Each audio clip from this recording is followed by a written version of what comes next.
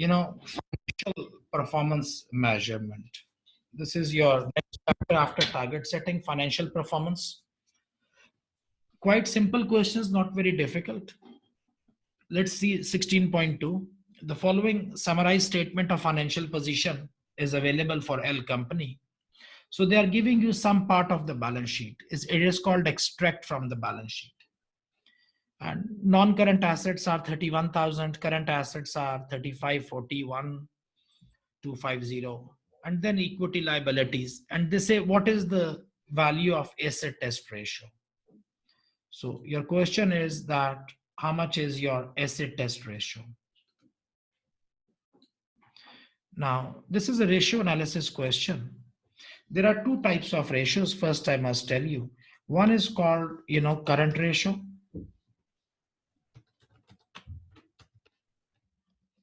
And current ratio, the formula for current ratio is that you say that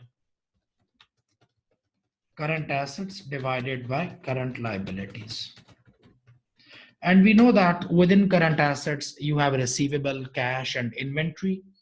Within current liabilities, usually we have, payables and overdraft, etc. This is formula for current ratio. There is another ratio which is called quick ratio. And quick ratio formula is quick assets divided by current liabilities. Now, what do you mean by quick assets? Actually, quick assets means that current assets minus inventory. Current assets minus inventory. You subtract it. Why do you subtract it? I will explain you now. And then divide it with current liabilities. This is called quick ratio. And by the way, quick ratio is also called acid test ratio. This quick ratio or acid test ratio, it is the same thing. So this is what they are asking you in question to do. When I say that find out acid ratio, it means find out quick ratio. So quick ratio, acid test ratio is same. Formula is current assets minus inventory divided by current liabilities. Now, before we do this question, let me just very quickly speak about it, that why do we calculate it. Current ratio, it tells you about your liquidity. It is called liquidity ratio. It tells you about your liquidity. Like your current assets are those assets. So those assets which are converted to cash within 1 year. You can see that this current asset means this is the amount of cash which you will receive within 1 year. And current liability is the amount of money you have to pay within 1 year. So you can imagine that current assets is cash coming in within next 1 year, and current liability is cash going out within next 1 year. And you want to see that how much cash coming in and how much is cash going out and how much is your liquidity position. Let's suppose that your current assets are 10,000 and your current liabilities are, let's suppose, 5,000. Your current ratio will be 2. You can call current ratio 2. Sometimes you also write it like 2:1. You can also write it like this, that 2:1. 2:1. Okay, 2:1. Like current assets are 2 times more than current liabilities. Current assets are twice more than current liabilities. A current ratio of 1.5 to 2.5 is considered normal, which means that your current assets should be around 50% to 150% more than your current liabilities. In our case, if I say 10,000, 5,000, it is 2. It means that my current assets are twice more than my current liabilities, so I am pretty much satisfied. It looks like that I will receive $10,000 within 1 year, and I have to pay only 5,000. So I can, how to say, easily pay my liabilities. My liquidity is okay. I'm not afraid about my short-term payments. This is about current ratio. But the problem what comes in, when we have current ratio, then why do we make quick ratio? We make quick ratio because within current ratio, you used current assets. And current assets include receivable, cash, and inventory. Within current assets of this 10,000, inventory is included. Now, inventory is something which is not sold. Maybe your inventory is not of fast moving inventory. Maybe it is not good quality inventory, or maybe we will not be able to sell it. So we want to see that, let's suppose if we do not sell our inventory, let's suppose if inventory is not sold, then in that case, will we be able to pay our liabilities or not? I mean, in the absence of inventory not being sold, because inventory is in your hand. There is no guarantee that you will be able to sell it. So when I calculated 2, I'm happy. But this 2 I'm getting, this $10,000 I'm getting, considering that I have sold all of my inventory. What if I will not be able to sell it? So we want to see this current ratio excluding inventory, subtracting the inventory amount, assuming that inventory is not sold. And in that case, you call it a quick ratio. So a quick ratio or an acid test ratio, it is a modification of current ratio in which you suppose that your inventory will not be sold and you want to see your current assets without inventory and then divide it with current liabilities. So now, how much are your current assets? If you see here, your total current assets are this much, okay, total. And your current liabilities are payables only 60,000. So if you want to find out your current ratio, you will make a total of these three and divide it with 60,000. That would be current ratio. But we are not looking for current ratio. We are looking for acid test ratio. Acid test ratio means that you will consider your assets excluding inventory. So what are my assets now? Current assets. If I consider my current assets excluding inventory, my current assets excluding inventory are, receivables 40,000 plus my cash 1250. I just ignore inventory figure and I divide it with my current liabilities, which is 60,000. And then when you will put a formula here equals to sign, it gives you 0.6875. Now 0.6875, this is my acid test ratio. This is your answer, 0.6875 here. But I just want to make one thing more. I just want to show you something more. Let's suppose that in this particular question, if we find out our current ratio, let's suppose we find our current ratio, okay? And in current ratio, I will add my inventory figure. Inventory figure was 35,000, okay? I just add this thing into the formula.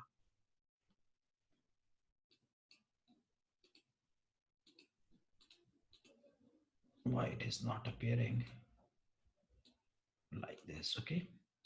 And then I just put it here and I make equals to sign. My current ratio is 1.27. When you will see, now, by the way, please pay attention. Your question is done. Question is finished here, okay?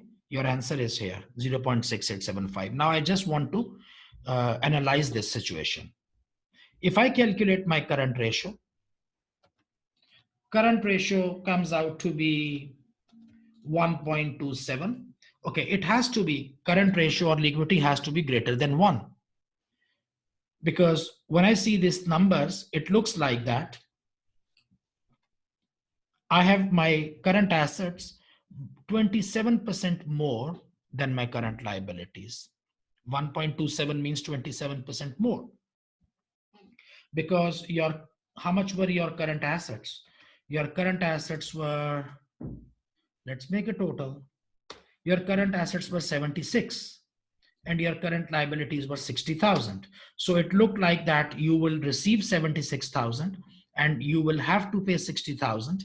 So it's not very good. It should be around 1.5 minimum, but still you can say, okay, I will manage it. You said, no problem, I will be able to pay my liabilities.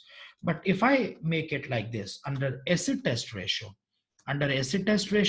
you are including without inventory, it is only 40,000. So if you do not sell, now what do you understand from here? That without inventory, my current assets are only 41,000 and I have to pay 60,000. It means that if I do not sell my inventory, I will not be able to pay my liabilities. Now, this is a very dangerous situation. It must be greater than 1. Because if your asset test ratio is coming 0.68, it means your assets, your quick assets, are just 68% of your total liabilities.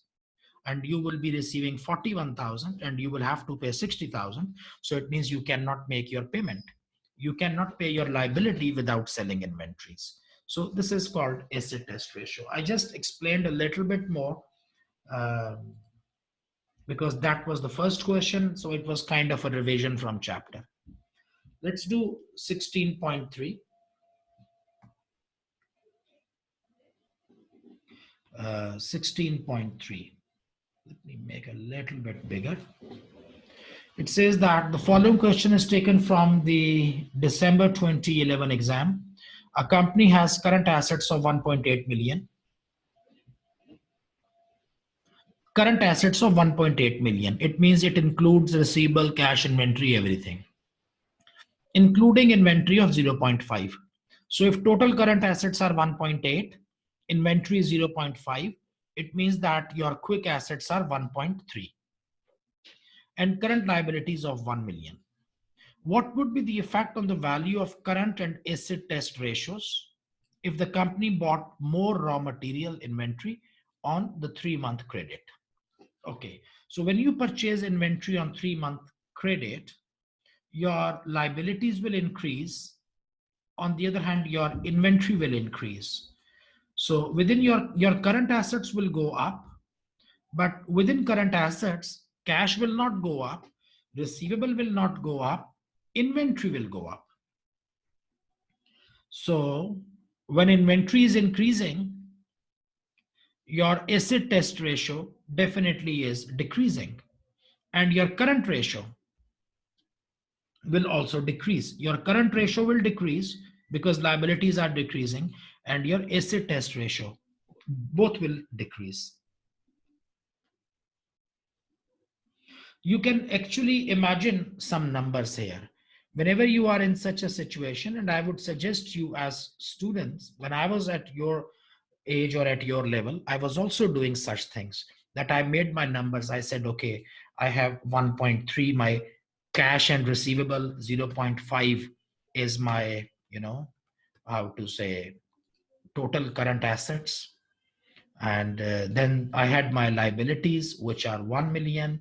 So I find out my current ratio, which is 1.8, and divided by 1. So it is 1.8, my current ratio. If I purchase something more, so let's suppose I added more inventory, my inventory will become 0.7, let's suppose. And my liabilities will also be added to 1.2, let's suppose. So then what will happen to my ratio? So you need to play with these numbers. Just assume some numbers, start putting in numbers and see the effect. I can tell you that both will decrease. We do 16.4. The following question is taken from the June 2012 exam. An investment center, you know that investment center is which is responsible for making investments. An investment center is always a profit center as well. An investment center earns a return on investment of 18% and a residual income of 300,000. So your ROI is 18% and RI is 300,000. The cost of capital is 15%. A new project offers a return on capital employed of 17%, ROCE. So a new project gives an ROCE of 17%. If the new project were adopted, what would happen to the investment center's return on investment and residual income? So if you take the project, what would happen to your RI and to your ROI?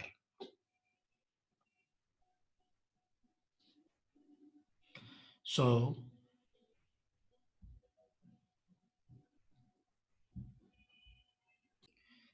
your existing, let's start from here. What is your existing ROI? Your existing ROI is 18%. Okay. And your new project will give only 17%.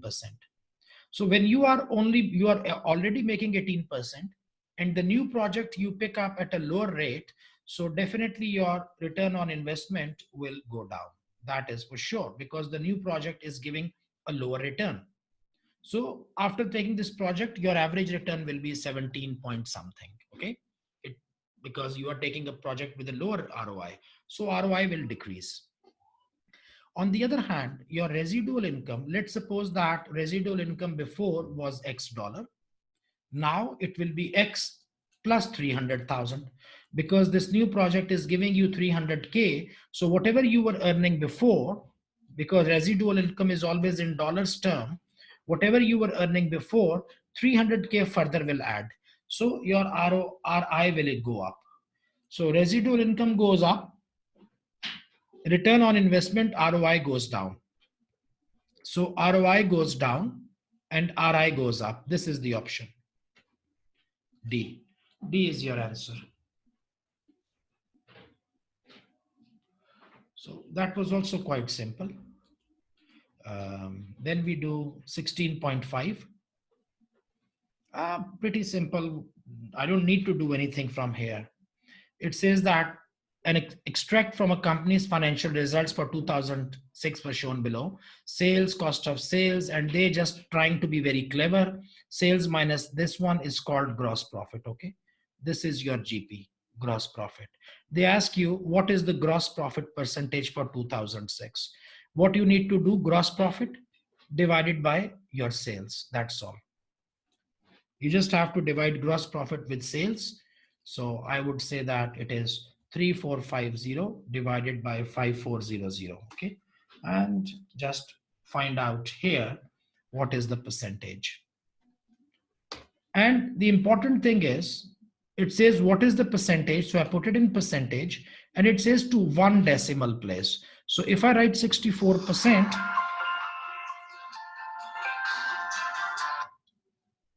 if I write it 64%, it will not be correct.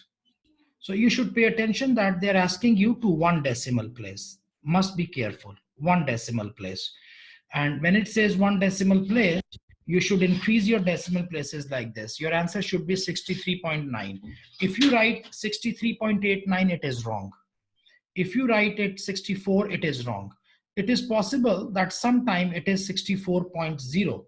Then you should also write down 64.0, okay? Because they're asking you 1 decimal place. Does not matter whether it is 0, 1, 2. Even if you have to write down it, let's suppose your answer come exactly 64. Then you should write down 64.0 because he's asking you 1 decimal place. So answer is 63.9%. So let me remove this one, 63.9%. This is going to be your answer. Then we do the next one, which is 16.6. What is the profit percentage for 2004 to 1 decimal place? Profit percentage, just take net profit. Before they asked you gross profit. Now they're asking profit and divide it with your sales revenue. That's all. Nothing difficult. I don't know why am I doing these questions at 24%. At the end of the chapter. 24%? Yes, sir. Yeah, that's all. This one. The following information has been extracted from the statement of financial position of X company. This is question number 16.8. Equity and liabilities, capital and reserves 585, long-term liabilities 670,000, current liabilities 84,000, total 1,339,000. What is the capital gearing ratio expressed as a percentage to 1 decimal place? Use the formula debt over debt plus equity. So debt over debt plus equity. So you need to just know that what is debt. In your case, this current liability is not debt. Debt is always this long term. So this is your long term liability, this is your debt, and this is your equity. And you have to use debt over debt plus equity. So debt over debt plus equity, it means that I will write like this. How much is debt? Debt is 670. I will ignore zeros because zeros are there for all numbers. Over 670 plus 585. This is how I will write down. Debt over debt plus equity. Put it here, just make an equals to sign, and it gives you 53. Convert it to percentages, and you have to give it to one decimal place, 53.4%. Your answer should be 53.4%. Pretty simple. 16.10. The following information is available for company X, 2007, 2008. By the way, let me go back and I tell you what does that mean, this debt equity ratio. It means that within your total capital, like debt and equity, 53% of the assets, they have been purchased from the debt. And remaining, like, because if you see debt is more, equity is less. So actually, for every $100 assets, if you think that there is a $100 asset, $53.4 asset has been purchased from the debt. This is the debt. And the remaining is equity. This is equity. So if you purchased one asset, 53% was debt, 46.6 you invested, the shareholders, the owners invested. And this is actually a very high ratio. This is called highly geared up company because debt has increased than the equity, which means that your money borrowed from outside is more than the money which you have invested. So it's not a very healthy sign. 16.10. The current liabilities are not considered They are considered not. as. In debt, you talk about long-term liabilities, or you call it interest-bearing liabilities. Only long-term are in debt. Okay, sir. 16.10. The following information is available for company X, 2007, 2008. Profit 7.5, 9,000. Profit has increased. Sales have decreased. That's very interesting. If you see that your sales are decreasing, but net profit is increasing. And capital employed has significantly increased. Calculate the change in ROI, return on investment, from 2007 to 2008. So return on investment, you need to calculate how much was your return. This is return and this is your investment. So 7,500 divided by 37,500. How I will do that? Let me make like this. This is my 2007. Okay, let me put it here. 2007. And this is 2008. And my profit is in this year 7,500. Here it is 9,000. And your capital employed, because this is your investment. So you have to find out return on investment, and your investment is 37,500 here, 60,000 here. So how much is your ROI? You just have to divide these two numbers, okay? 75 divided by 37.5, and you copy paste the formula there. And we can convert it into percentages and just convert it to one decimal place so that you can see. So your return on investment, now listen, apparently it looked like that your profit has increased. So it looks like a good news. But then when you consider it as compared to investment, because investment is also more here, you see your ROI has decreased, even though you are making more money, but in terms of percentage, your return on investment has gone down. So, and then it says that decrease from 20 to 15%. So this is your answer, option A, from 20% to 15%. Then we move to 16.13. Which of the following statements are valid criticism on return on investment as a performance measurement, ROI? So which is a valid criticism? Which means that the drawbacks of ROI. the disadvantages of ROI. It is misleading if used to compare departments with different levels of risk. Are valid criticism, which means that which are true. Okay, this is true because it is misleading. ROI will become misleading. ROI results will not give you proper information when you compare with different levels of risk. It is true because there is one department which is giving you 9% and ROI. Another department, it gives you, let's suppose, 10% ROI. So if you compare only ROI, you should say, or you would say that this is doing good. I'm very happy with that. But the problem is that maybe you did not notice or you did not know that this particular department has huge risk. It may be making 1% more, but it is taking so much big risk that if investors knew, if investors only knew that these are the risks which are involved, maybe they would say we don't need this profit. So ROI only tells you that profit is there. So you are very happy and you jump onto the profit without considering that how much risk are you taking. Maybe the level of risk which is there, you may not be willing to take that risk with that simple 10%. So this is one of the disadvantages. It is misleading if used to compare departments with assets of different ages. It is also true because some departments, they have old assets. When you have old assets, their book value, their balance sheet value goes down. And I'll give you an example.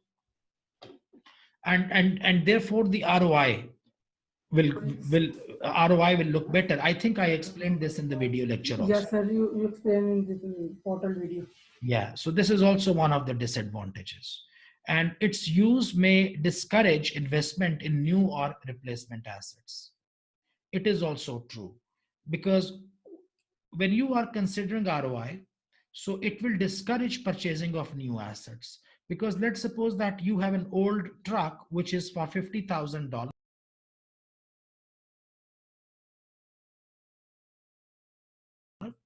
And you say that let's increase or change the truck. So if you replace the old truck with the new truck for 100,000, what will happen that your investment will immediately increase, investment will go up, but profits maybe will same because the new truck is also almost kind of doing the same job. So your ROI suddenly will go down. Because you change the truck, it means that you are making more investment. So your investment base will increase, profits will remain same, and ROI will go down. And therefore, you will be saying, oh, no, I don't want to buy it. So when you are focusing too much on ROI, you are actually avoiding to replace your assets. So 1, 2, and 3 are correct. And do we have all 4 options? No. So it means that this is the one. But by the way, let's see, the figure needed are not easily available. This is false because these figures are very, very, very easily available. So 1, 2, and 3, option number D. 16.14, a means of raising the production efficiency of an operating unit by the reorganization of work is known as which of the following? You are trying to improve the production efficiency of an operating unit by reorganization of work. Work measurement, no, work measurement is not, you are not raising the efficiency. You are just measuring it. It is not answer. Work study, yeah, this could be an answer. Method study is not, method measurement is not. Answer is work study. When you start analyzing your work, that how do you make your processes, how do you perform your tasks within the organization, that analysis is called work study, and the purpose of that is to improve your efficiency for future. Then we move to next questions, which are 16.15. Again, a theoretical question. Value analysis can achieve which two of the following? value analysis. Eliminate cost, reduce cost, increase quantity sold, and increase sales price. No, value analysis, it has got nothing to do with increasing the quantity sold or increasing the selling price. No. Value analysis is when you find out that which processes you have within your organization and each process, how much value it adds. And end of the day, what will happen, you will say that this process is not adding any value, so let's remove it. So it is to eliminate cost and reduce cost. So this is what value analysis will achieve. You imagine that whatever business you have, and from the production of the from purchasing of raw material to production of goods, and then to, how to say, delivery to the customers, there are different activities which are performed. Let's suppose if I tell you, let me give you a very simple example. I buy raw material, okay? I buy raw materials. These raw material come into this warehouse. Raw material come into warehouse.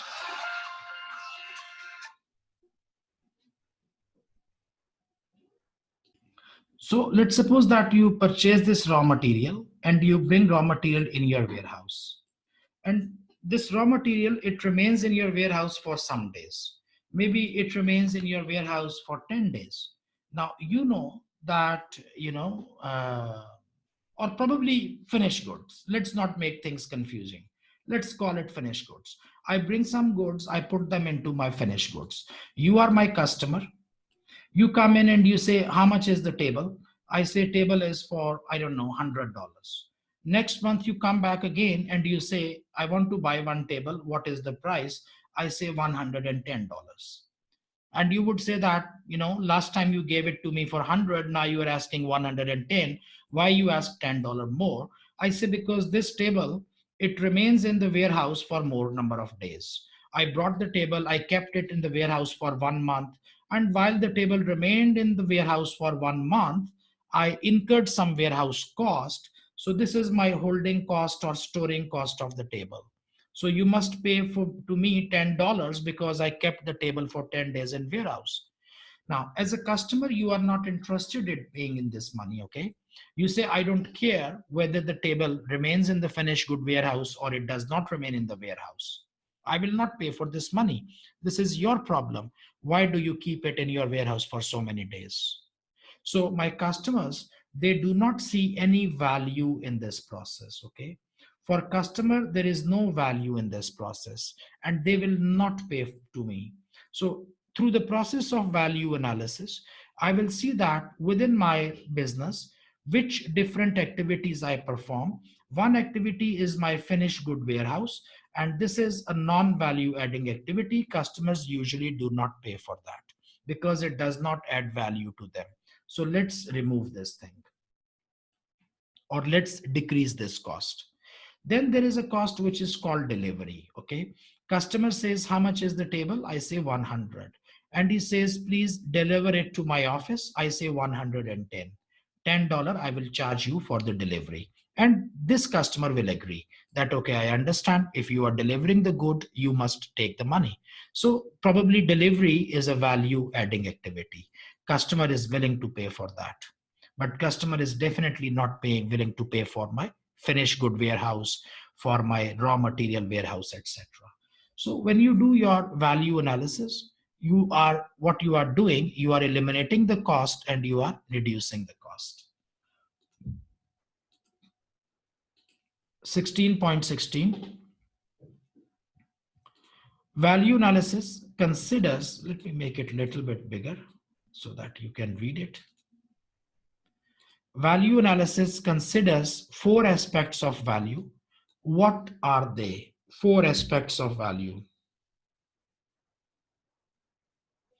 cost value, exchange value, use value, esteem value. Cost value, trade value, use value, and esteem value. No trade value. It is not possible. Cost value, exchange value, use value, and retail value. No retail value. Comparative value. No. This is answer. Cost value, exchange value, use value, and esteem value. It means that customers are taking value from these four sources. Remember, how do customer get value from your product? Customer get value from the product based on cost, that it is very low cost. For example, if you think about Chinese products, why do you buy Chinese products? We know that many of the Chinese products, they are not of the best quality, but still a lot of people buy Chinese products because they are getting cost value, because for them it is low cost. Then you have exchange value, that you get a product which, what do you exchange? You give money and you get the product. So how much is the exchange value? What you are giving and what you are receiving. And then there is a use value. Use value, uh, you know, how easy or efficient a product is to use. So there are some products which are very easy to use. For example, if you think about these, disposable cups. Disposable cups are not very, how to say, you know, best way of drinking tea or drinking coffee, but they have use value because they are easy to use and the convenience is there. And esteem value, some products, they bring esteem value. Why do you go to, probably Gloria Jean's coffee? What does Starbucks give you? You can get a coffee for $2. You pay $4 at Starbucks because there is some prestige, there is some esteem value. So Starbucks is not cost value. Starbucks is expensive. It is not giving you cost value. It is giving you esteem value. Esteem value, like the prestige thing, is there. So these are different aspects of value analysis. Stream means speciality. No, esteem means prestige, reputation, prestige, image. Okay. Okay. 16.17. The following question is taken from the July to December 2013 exam period. A division currently earns a return on investment ROI of 20%. It is considering investing in a project which has residual income of 1,000. So our existing project, they are giving us ROI in terms of percentage. The new project is giving in RI, residual income, in terms of dollars, at an imputed interest rate of 20%. What is the effect on the division's ROI if the project is taken? What is going to be the effect? Remain the same. Why remains same? ROI. Because ROI 20% in first scenario and plus interest. At an imputed interest rate 20%, and the project is giving 1,000. So 1,000, when it is giving RI, residual income, 1,000, it means that it is 1,000 more than 20%. After paying out 20%, still 1,000 is remaining. So this project actually is giving more than 20%. Increase. Okay, how do you calculate your residual income? Your residual income, you calculate, you have your profit, whatever is this, minus your imputed interest. And imputed interest in this case is 20%, and you subtract this thing, and then whatever is left, that is called residual income, and it is 1,000 is remaining. So it means that the project, let's suppose the project is giving 21,000 and you pay 20,000, let's suppose 20%, whatever it is, and you get 1,000. So project is actually giving more than 20%. Imputed interest means what you pay. After paying interest of 20%, still 1,000 is left over. So project return is more than 20%. Listen, go back and try to remember the formula for calculation for residual income. Residual income means that what is left after paying interest. So you are paying interest at 20% and still you are left with 1,000. So it means that this project is giving more than 20%. Okay, sir. If your residual income becomes zero, then I would say that remain the same. Then it will be your case.